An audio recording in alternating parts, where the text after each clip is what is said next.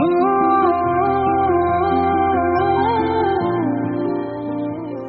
Everyone की खबर आशा करूँ आपनालोक सकलो भाले आछे। मैं पल्लवीये मोर अन्य एटी भिडिओলৈ आपनालोक सकलोके मोर चेनेलटोলৈ स्वागतम जनाइছোঁ। आपनालोकলৈ আজি মই নতুন এটা ৰেচিপি লৈ আহিছোঁ নল টেঙা আৰু মাছৰ।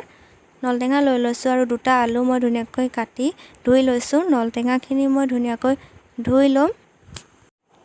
নল টেঙাখিনি ধুই মই মিহি মিহিকৈ কুটি লৈছোঁ। নিশ্চয় ধৰিব পাৰিছে। এইখিনিতে যদি ভিডিঅ'টো চাই ভাল পাইছে লাইক কৰিব, শ্বেয়াৰ কৰিব আৰু মোৰ চেনেলটো ছাবস্ক্ৰাইব কৰিবলৈ নাপাহৰিব। মই গেছটো দি কেৰাহী এখন পাতি লৈছোঁ। কেৰাহীখন গৰম হোৱাত মই ইয়াতে দি দিম মিঠাতেল। নল টেঙাৰ সৈতে মাছৰ সোৱাদেই সুকীয়া। ভিডিঅ'টো স্কিপ নকৰাকৈ শেষলৈকে চাই থাকিব। এবাৰ ৰেচিপিটো ট্ৰাই কৰিব।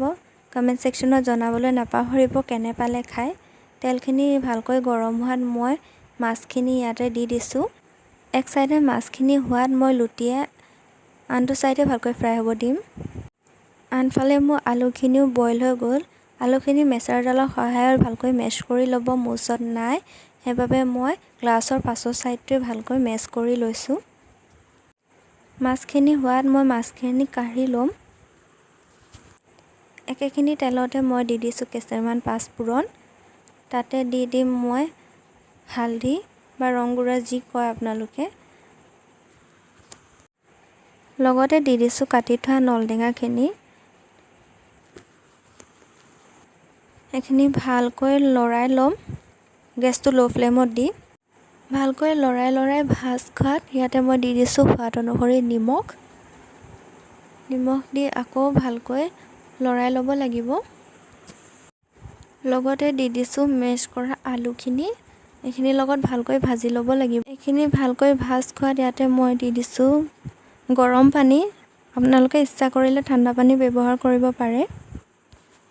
ভালকৈ এবাৰ লৰাই ঢাকনাখন লগাই দিম।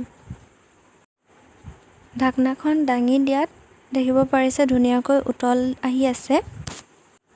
ইয়াতে মই দি দিম ফ্ৰাই কৰি থোৱা মাছ কেইপিচ। পুনৰ ঢাকনাখন দি আৰু 5 মিনিট উতল আহিব দিম। ঢাকনাখন আঁতৰাই দিছোঁ। দেখিব পাৰিছে কিমান ধুনীয়াকৈ উতল আহি আছে। একেবাৰে কম ইনগ্ৰিডিয়েণ্টছত কম সময়ত হোৱা এটা ৰেচিপি আপোনালোকৰ লগত শ্বেয়াৰ কৰিলোঁ। গুৰুত্বপূৰ্ণ কথা যে BP পেচেণ্টৰ কাৰণে ৰেচিপিটো বহুত উপকাৰী হয়। থেংক ইউ ফৰ ৱাচিং।